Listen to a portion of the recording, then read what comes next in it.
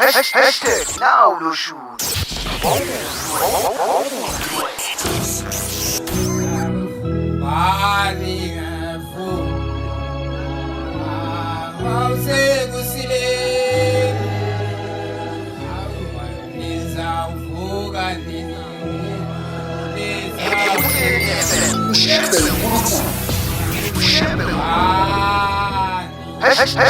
Now Lushuni.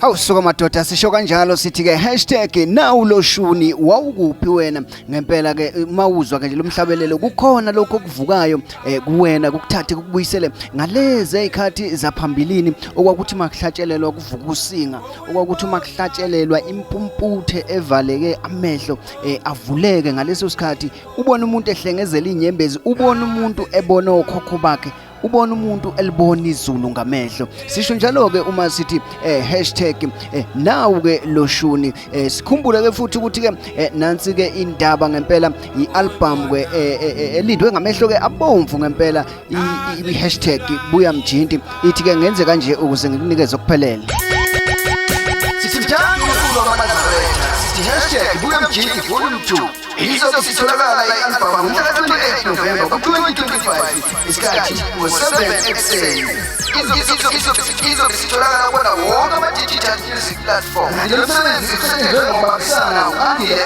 kanye neSulumane yaseNazaretha sithi #sikhumbuza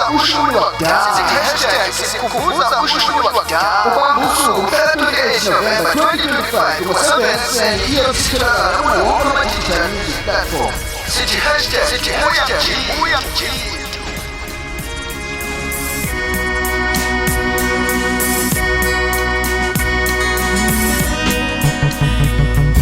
Right ke #buya mjinti zisebenzileke lezi insizwa sokhumbula ukuthi ke ngonyaka ondlula impela ziye zadedela ngempela ialbum eyahamba phambili ngempela namaNazaretha amaningi akhombisa ukukhulu ukuyisupporta siyabonga nje maNazaretha enkosi uNkulunkulu anikhumbule njalo ngaso sonke isikhathi ngoba abantwana bakhe abasebenza ngokusikhandla ukuze sithole ukudla kwendlebe nokumphefumulo siyakhona ukuthi sikwazi ukuba supporta sikhumbuleke ukuthi ke futhi ke nansi indaba ngeweekend 29:30 ziyenzeka ngempela esigodlweni sesilo enyokeni inkosi yamaNazaretha ubaba uNyazi lwezulu nesilo samabandla wonke uMisuzulu kaZwelithini bazobe behlanganyele khona esigodlweni senkosi ngempela kuzobe kunenkonzo enkulu yandulele ke umkhosi woselwa nansi indaba la ikhona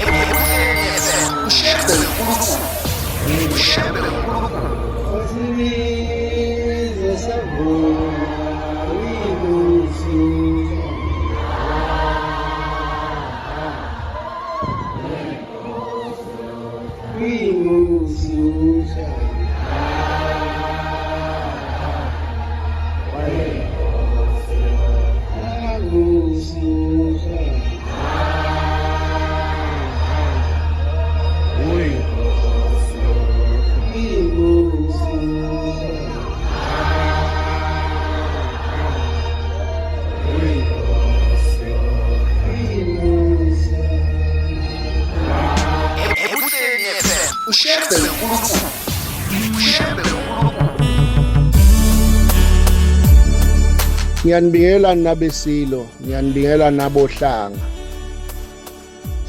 Ngimemezela nansi ingqophamlando yomkhosi wamaNazaretha oba mnyaka yonke njalo ngoNovember lapha yana esigodlweni enyokeni. Kuzoba njalo ngomhla ka-29 kuyo le weekend esiya kuyo.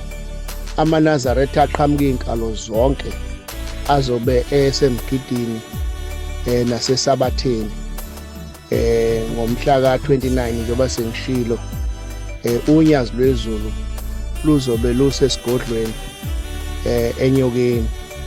Umlando ke lona omdala unyaka ka-13 lo emva kokuba isilo sahlangana nonyazi sase sibeke ukuthi njalo kuyothi ma kuNovember sekusondela umkhosi woselwa bese kuqala lo mkhuleko wesabatha nomgidi ngosuku lwangosonto. Ngakho-ke ngimema izindlu zonke zobukhosi bukaZulu, ngimema abantwana bonke baseNdlunkulu, ngimema nje nesizwe ukuthi wozani niphelele sizokhuleka. Nginenkolelo yokuthi imikhuleko njengalena efika egodlweni inendlela yokuthi ikhande ubunye, ikakhulukazi ngoba amaNazaretha alapha esigodlweni eNyokeni, lapho-ke abantu abake balindela khona ukuthi kube nomkhosi womhlanga. Kodwa-ke nakho-ke sesibuka manje ukuthi abantu ababone ukuthi isigodlo saseNyokeni kusosuthu lapha, akwazi ukuthi imikhosi ihambe yonke. Lona nje uqondene nomdlokombane, nendlulamithi izobe ikhona lapha izohlonipha uyise, ngoba wathi uyise umdlokombane wathi Nhlanzi, noma ngingasekho emhlabeni awukuyeke ukwenza umkhuleko. Ngakho-ke kunjalo nje, kuyagcwaliseka. AmaNazaretha ayangena ngoLwesihlanu, ayi ngomgqibelo ngesabatha kuyobe kuminyene utshumo mhla ka-29. Hhayi-ke wozobona ngesonto kuyobe kubhidwa kudedelana inhlansuthi, omama, zintombi. Hhayi kuyobe kukuhle kudelile. Phelelani Zulu, ngiyathokoza.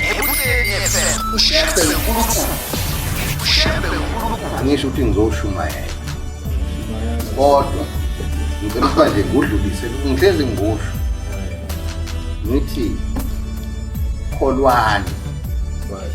Mina ngathi mangithatha lesi sihlalo bengiphila impilo yomjitha mina. Ngizela ngenza konke lokhu. Kodwa isihlalo ngathi bangihlezi wathi usuke kwenye indawo manje enjani, engcwele. Kufanele ushintshe indlela owenza ngayo. Kwaba buhlungu ukuthi ngihlukana namabhodlela ami nezizalo.